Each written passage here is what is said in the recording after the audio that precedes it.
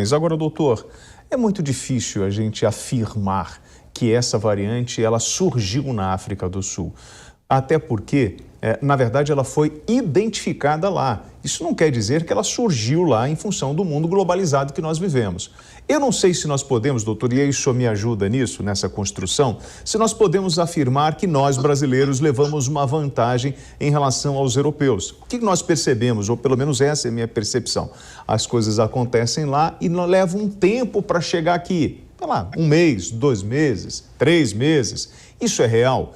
Ou seja, nós estamos monitorando para poder imaginar o que pode acontecer aqui. A maior diferença em relação aos europeus é justamente o nosso nível de imunização?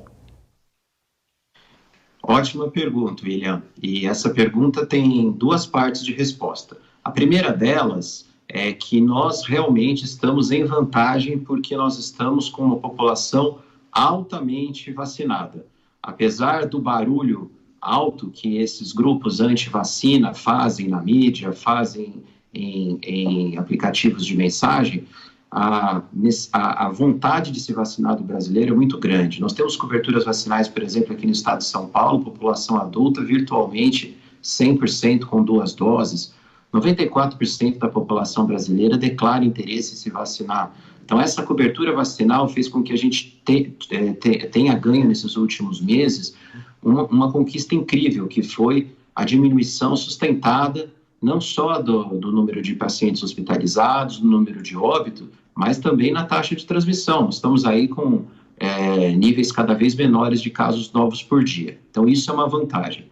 Mas a segunda parte da sua pergunta, da resposta para a sua pergunta, William, vem no seguinte: o Brasil não é vanguarda em termos de monitorização, de vigilância epidemiológica, até porque foi aqui que surgiu uma das piores variantes de atenção, que foi a variante que antigamente tinha o nome de P1, hoje a gente chama de Gama.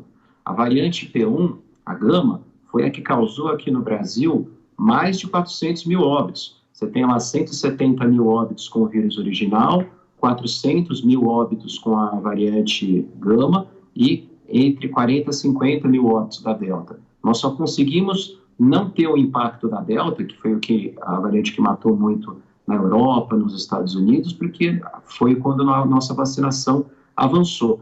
Então, nesse ponto, nós precisamos melhorar muito, que é a vigilância epidemiológica da circulação do vírus. A gente continua testando muito pouco, nós continuamos não fazendo a lição de casa em relação a isso. E agora, com a circulação da Ômicron, nós temos que ficar alertas. Viajantes de países estrangeiros e mesmo brasileiros vindo do exterior, nós temos que manter eles em quarentena, fazer o PCR, fazer o sequenciamento genético. Vocês viram que tem países como o Japão que tomaram medidas extremas, fecharam fronteira para pessoas de qualquer país, não só dos países africanos.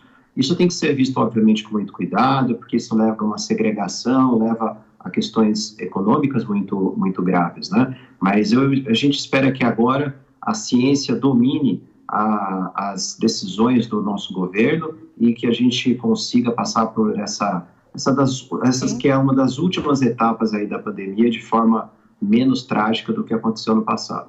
Sim, nós conversamos com o chefe do Departamento de Infectologia da Unesp, Alexandre Naime. Muito obrigada, doutor, pela sua presença e esclarecimentos. Obrigado, Alexandre. Eu que agradeço o convite e um grande abraço a todos vocês aí da Jovem Pan. Agora são 2 horas